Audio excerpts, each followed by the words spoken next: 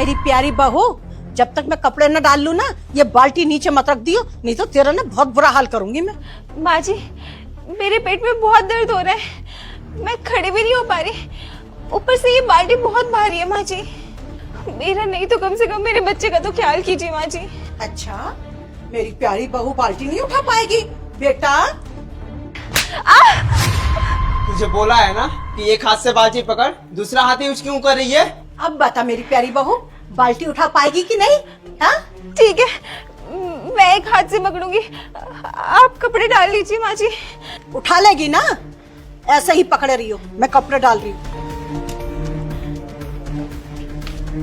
अरे माँ, तुम क्यों कपड़े डाल रही हो? जिस तरह ये हरकत की है ना, सुबह काम ना करके, इसको ऐसी ही सजा मिलनी चाहिए। हाँ बेटा, तूने तो एक बड़ा अच्छा आइडिया दे दिया। और महारानी, बाल्टी को ना पकड़ के रखियो और कपड़े डाल। अगर तूने बाल्टी नीचे रख दी ना, तो तेरा बहुत बुरा हाल करूंगी मैं।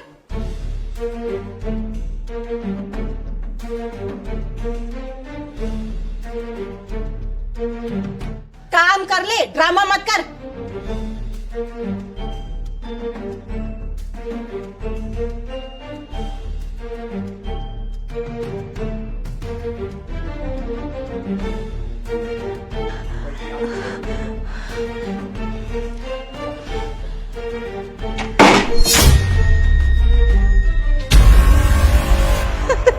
देख तो बेटा कैसे ड्रामा कर रही है। अरे छोड़ो ना माँ, हम इसके चक्कर में क्यों धूप में खड़े हैं? चलो ना नीचे चलते हैं। और हाँ, जब तक हम खाना खा के वापस आए ना, सारे कपड़े सुखा दियो।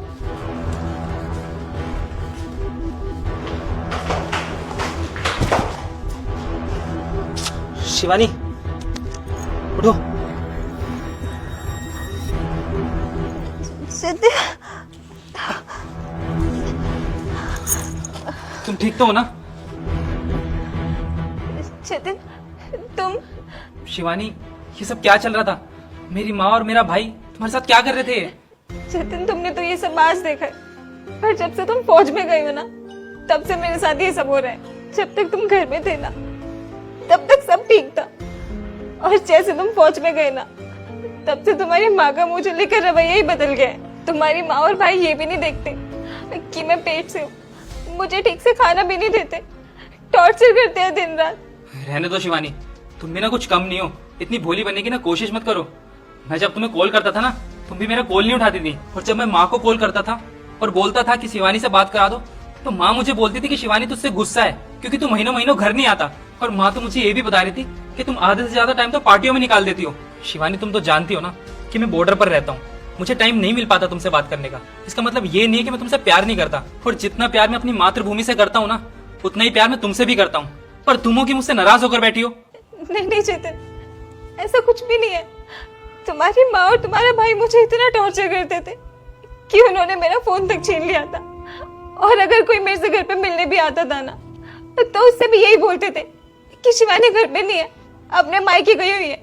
मेरी किसी से बात तक नहीं कराते थे। तुम्हारी माँ जानकर मेरी बात तुमसे नहीं कराती थी ताकि मैं तुम्हें कुछ बता ना दूं। तुम्हारी माँ मुझे हमेशा यही ताना दिया करती थी कि तू दहेज में कुछ नहीं लेके आई है, गवार है तू। ऊपर से तुम मुझे इतना प्यार करते थे ना, तो वो भी उन्हें बर्दाश्त नहीं होता था। वो तो ये चाहती है कि तुम्हारा और मेरा तलाक करा दे, जिससे कि वो तुम्हारी शादी किसी अमीर लड़की से करा सके और उन्हें बहुत सारे दहेज मिले।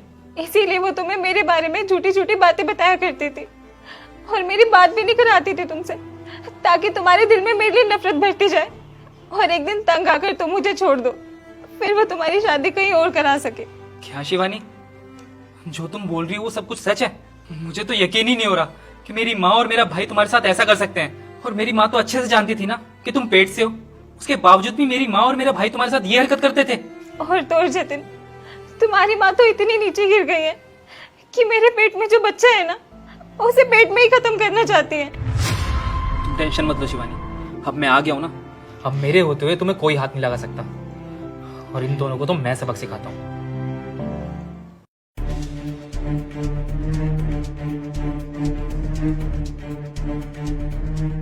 अरे माँ, ये अभी भी ऐसे ही बैठी है।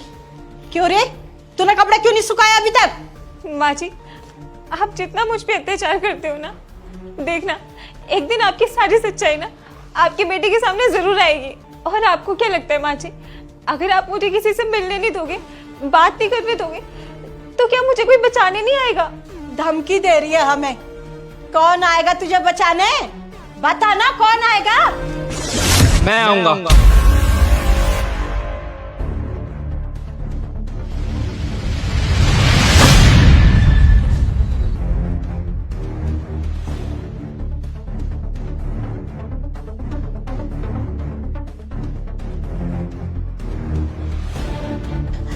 अरे जतिन बेटा, तू तो 2-3 महीने बाद आने वाला था ना, अचानक कैसे आ गया? माँ, ये ना मेरा घर है, मेरा जब मन करेगा मैं इस घर में आऊंगा। आप लोगों को ना इससे कोई फर्क नहीं पड़ना चाहिए। अरे बेटा, तू इतने गुस्से में क्यों बात कर रहा है?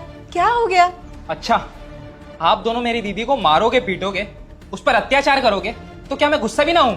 अरे बेटा, तू कैसी बातें कर रहा है?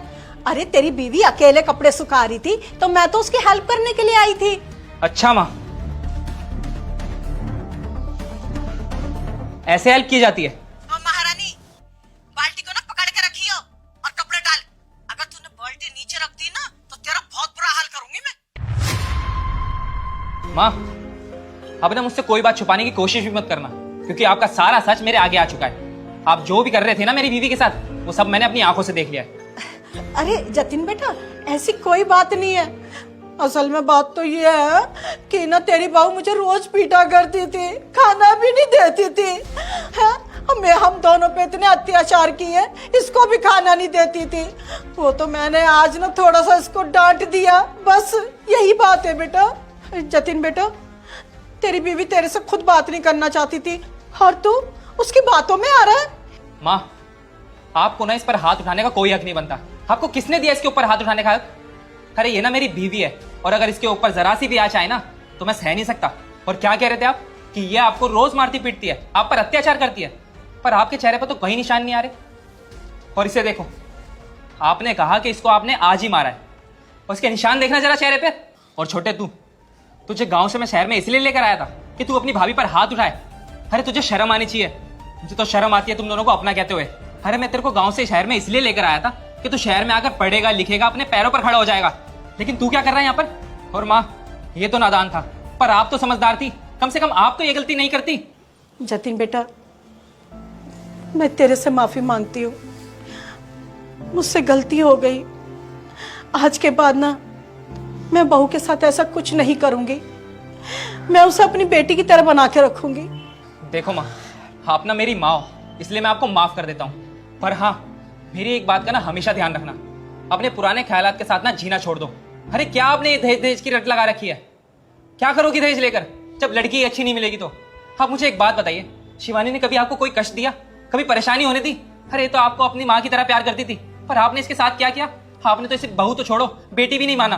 अरे माना ये हमारे घर पर दहेज लेकर नहीं आई थी, गरीब थी, पर ये आपका ध्यान तो रखती थी ना, आपकी सारी जरूरतें पूरी करती थी ना, घर को खुशहाल रखती थी ना। और माँ मुझे एक बात बताओ, अगर कल को मैं किसी और लड़की से शादी करता हूँ और मान ले कि वो मेरे घर पर बहुत सारा दहेज भी ले आई, और अगर वो आपको रोज मारे पीटे, आप पर अत्याचार करे, बाहर क्लबों में पार्टी करे, तब आपको अच्छा लगेगा? खैर छोड़िए माँ, मैं ना आपसे बहस ही नहीं करना चाहता। शिवानी मेरी बीवी है और मैं इससे बहुत प्यार करता हूँ, और मैं इसी के साथ रहूंगा। आपको जो करना है वो कर लीजिए, और अगर आपको हमारे साथ रहना है ना तो रह सकते हो, वरना जा सकते हो। नहीं नहीं जतिन बेटा, मैं सारी बात समझ गई हूँ। मेरे से जो गलती हुई है ना, मैं उसके लिए तेरे से माफी मांग रही हूँ। मैं अपनी सोच को बदलूंगी। मैं वादा करती हूँ, मैं अपनी पिछली सोच को ना कभी अपने पे हावी नहीं होने दूंगी। मैं आज के जमाने के साथ चलूंगी बेटा, तो मुझे माफ कर दे। आज के बाद ऐसी गलती नहीं होगी। बहू, तू भी मुझे माफ कर दे। आज के बाद ना मैं तेरा बहुत ख्याल रखूंगी, तेरे बच्चे का भी रखूंगी, और तुझे घर का कोई काम करने की जरूरत नहीं है। सारा काम मैं कर लिया करूंगी, तू बस आराम करना, ठीक है? भैया मुझे भी माफ कर दो, मुझसे बहुत बड़ी गलती हो गई, पर आज के बाद ऐसी गलती नहीं होगी। आज के बाद बहुत अच्छे से रहेंगे भाभी के साथ।